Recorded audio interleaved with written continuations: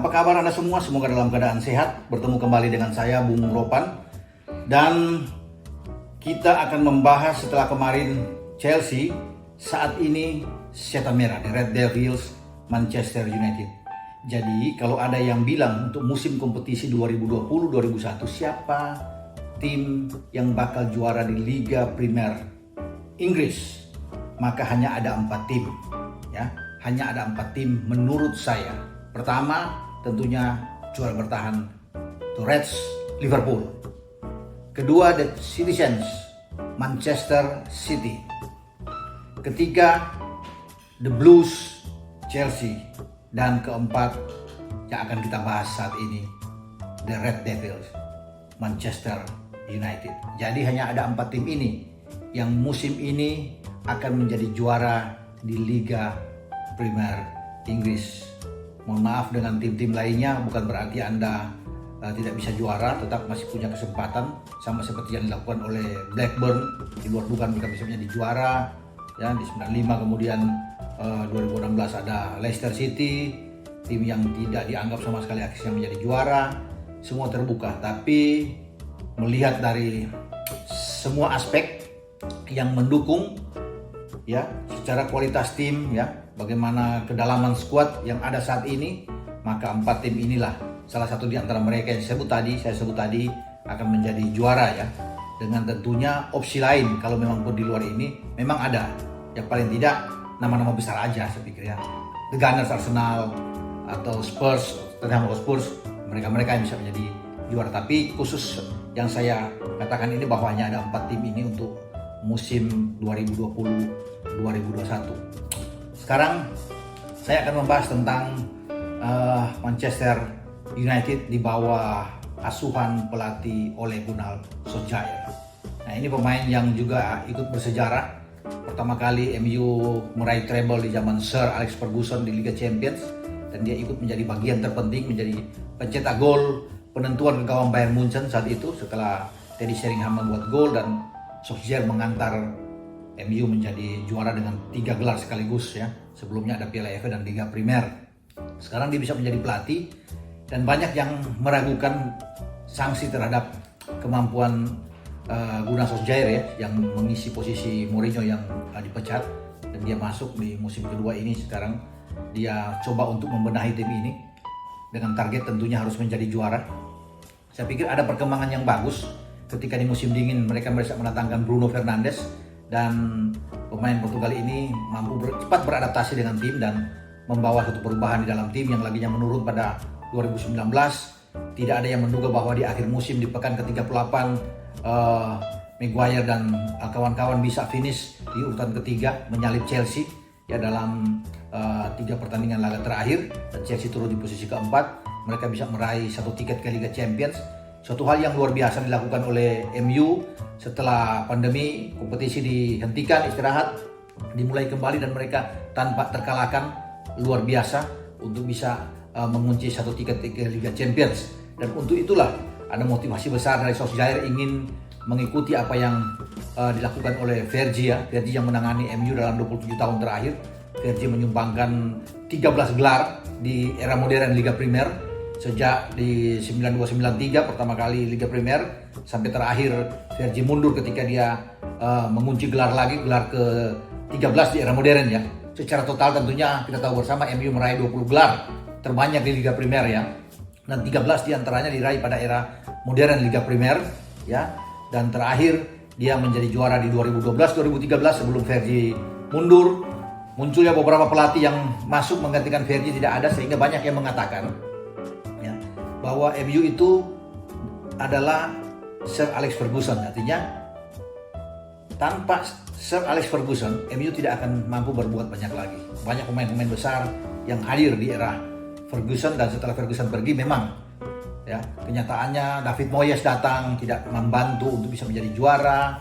Louis van Gaal juga datang tidak membantu menjadi juara, sampai ada masa transisi saat itu Ryan Giggs masuk sebelum Mourinho mengisi posisinya. Mourinho juga gagal, padahal Mourinho kita tahu bersama 3 kali membawa Chelsea menjadi juara, ya. Ya, pada 2005, 2006 dan juga 2015 bersama dengan Chelsea. tetapi dia gagal bersama dengan MU. Masuklah Solskjaer di sini yang tadinya menangani tim B MU, dan Solskjaer memberikan tanda-tanda yang baik ya, saya pikir buat MU ketika masuk di musim dingin. Dan dia dituntut sekarang ketika ada pembelian besar yang direncanakan untuk membangun tim MU, dia harus mampu mengikuti apa yang dilakukan oleh Ferguson ya, bisa menjadi juara tim ini. Memang pertarungan ini sangat berat, tetapi bagaimana Solskjaer sudah berusaha ya untuk bisa memberikan yang terbaik dengan MU, walaupun di musim yang lalu mereka 3 kali kalah di semifinal. Ini menjadi pelajaran penting bagi Solskjaer dan timnya. Mereka kalah dari City di Piala Liga, kalah dengan Chelsea di FA Cup, dan kalah dari Sevilla di Liga Eropa. Jadi ini menjadi pukulan buat Solskjaer untuk bisa membangun tim yang kuat. Dan mereka membuat gebrakan pertama dalam pembelian di bursa transfer musim ini dengan mendatangkan pemain Belanda berusia 23 tahun, Donny van de Beek. Diharapkan dengan kehadiran van de Beek ini untuk bisa mengisi posisi di lini tengah. Nah, sekarang ketika van de Beek datang, saya pikir apa yang akan dilakukan oleh Solskjaer dalam hal ini ya, ketika meramu sebuah sistem entah dengan pola yang dia mau dengan 4-2-3-1 atau 4-3-3 yang lebih menyerang, tentunya Solskjaer harus berpikir untuk meramu kemudian di lini tengah, saya pikir ya, dengan adanya van de Beek di mana dia akan ditaruh, ditempatkan di sana. Ya, biasanya van de Beek ini adalah pemain yang selalu berdiri di belakang Dusan Tadic ketika masih di Ajax Amsterdam, bermain juga dengan berbagai pola ya. Ten Hag ya, Ten Hag sebagai pelatih saat itu di Ajax, dan menempatkan selalu van de Beek di belakang striker Dusan Tadic ya.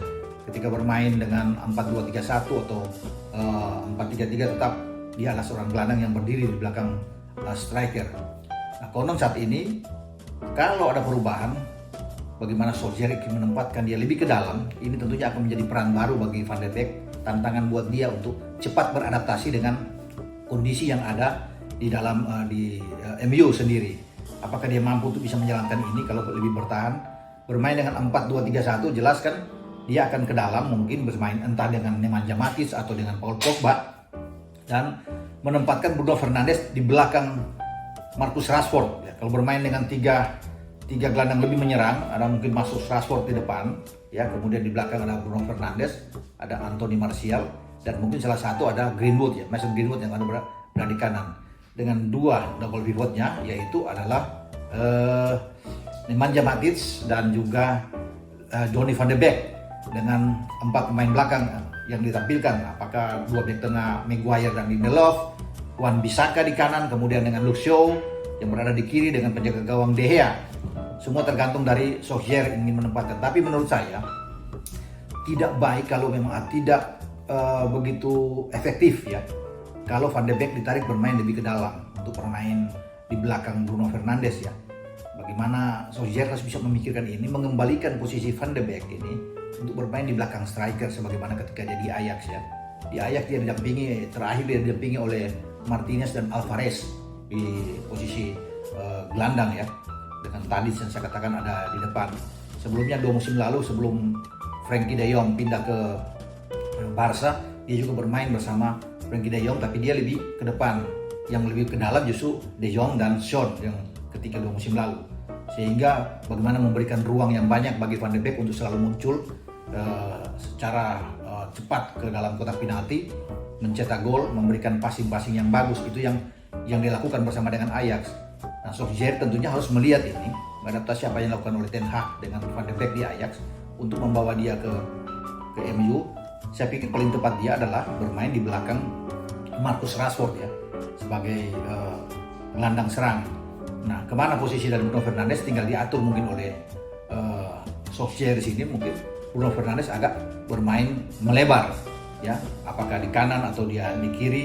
Jadi kalau bermain dengan 3 gelandang ya, bisa aja saya pikir di situ ada Pogba, ada Van de Beek, dan juga ada dengan Fernandes di depan, tentunya 3 ya, Martial, Rashford, dan Greenwood. Kalau Greenwood tidak bisa dimainkan, bisa aja posisi akan berubah dengan 4-4-2, tergantung dari Solskjaer. Dia akan menempatkan ini dengan 4 gelandang yang ditampilkan, tentunya Nemanja Matic ya, yang akan bermain bersama Pogba, bersama dengan Fernandes di sana dan Van de Beek, 4 gelandang yang akan ditampilkan dengan 2 pemain yang di depan tentunya akan diisi oleh Martial dan Rashford kalau bermain dengan 4-4-2. Jadi di gelandang ini akan penuh dan sangat kuat kalau memang bermain dengan formasi seperti ini, karena 4-4-nya bagus, ada pemain pekerja keras, Nemanja Matic di sana. Kemudian ada 2 gelandang yang sangat attacking, yang sangat menyerang untuk bisa membantu Rashford dan membantu Martial. Ada pada Didi Van de Beek dan juga dengan Bruno Fernandes, sehingga ini akan jauh lebih bagus ya, keseimbangan di dalam bertahan dan menyerang sama bagusnya yang akan ditampilkan oleh Solskjaer di dalam musim kompetisi ini. Mereka harus bisa bersaing ketat, karena inilah waktu yang tepat ketika banyak pemain-pemain bagus didatangkan, termasuk mungkin kalau Dayot Upamecano bisa dimaksimalkan untuk tiba untuk bermain di back tengah, ini sangat baik saya pikir untuk berduet dengan Harry Maguire ya, sehingga mereka punya pemain yang bagus. Dengan Lindelof akan duduk di bangku cadangan, ini akan jauh lebih bagus. Tapi negosiasi masih berlangsung terus. Saya pikir kesempatannya akan ditampilkan Sabtu ini sudah bisa bermain. Liga Premier Inggris akan dibuka dan bertanding. Mungkin akan dimaksimalkan adalah Lindelof bermain di belakang ya. Jadi apapun itu, saya pikir di tengah sudah bagus. Tinggal tergantung bagaimana menempatkan posisi Van de Beek ini. Kalau menurut saya jangan bermain ke dalam atau lebih bertahan, karena itu dia tidak pernah melakukan bersama dengan Erik ten Hag ketika bermain di Ajax. Dia lebih pemain yang lebih menyerang, jadi berikan kesempatan untuk bisa melakukan pergerakan di dalam 2 posisi. Dia bisa bergerak ke kanan, bergerak ke kiri dari seorang gelandang serang yang berdiri di belakang Dusan Tadic, dan ini yang harus dilakukan ketika ada di Manchester United yang berdiri di belakang Rashford atau di belakang Martial. Ini akan jauh lebih bagus ya, dengan kontrol permainan ada di Pogba dan Bruno Fernandes. Tentunya ini akan lebih efektif bagi pola serang yang akan ditampilkan oleh Gunnar Solskjaer pada musim ini, dan mereka akan lebih bersaing, lebih banyak menyerang. Jadi artinya tidak ada rasa takut ketika biasanya kan MU ini ketika menghadapi Liverpool yang lebih kuat dalam attacking, menghadapi City akan lebih banyak menunggu serangan dan melakukan counter attack ya, sehingga ini akan sedikit menyulitkan mereka ya. Tetapi kalau dengan ada Van de Beek saat ini yang justru akan berbalik, menakutkan bagi City dan Liverpool ataupun bagi Chelsea. Mereka akan menjadi tim yang menakutkan karena punya barisan penggempur yang sangat baik, dan bukan tidak mungkin inilah kesempatan bagi MU untuk bisa mengembalikan kejayaan di era Fergie ya, yang 13 kali juara di era musim modern ini, dan mungkin Solskjaer akan membawa untuk ke-14 kali mereka juara di era modern atau gelar ke-21 secara menyeluruh. Dan kita akan tunggu, kesempatan ini harus dimanfaatkan dengan baik-baiknya oleh seluruh pemain. Ruang ganti yang sangat sejuk, adem, yang bagus akan membuat MU tampil lebih bergairah pada musim ini, dan saya berharap memang MU ini harus bisa memberikan sesuatu yang bagus untuk bisa bersaing dengan tetangga mereka tentunya, dengan Manchester City dan dengan musuh bebuyutan mereka Liverpool. Ingat bahwa Chelsea adalah tim yang sangat kuat pada musim ini, dan kalau tidak siap benar mereka bukan tidak mungkin akan disalib oleh Chelsea. Kita akan tunggu bagaimana pergerakan permainan dari Solskjaer terhadap timnya, dan saya berharap bahwa sekali lagi inilah era bagi Solskjaer bersama dengan Setan Merah untuk bangkit kembali. Oke, sampai jumpa, dan Anda jangan lupa untuk like, komen, dan subscribe ya. Terima kasih. Ciao.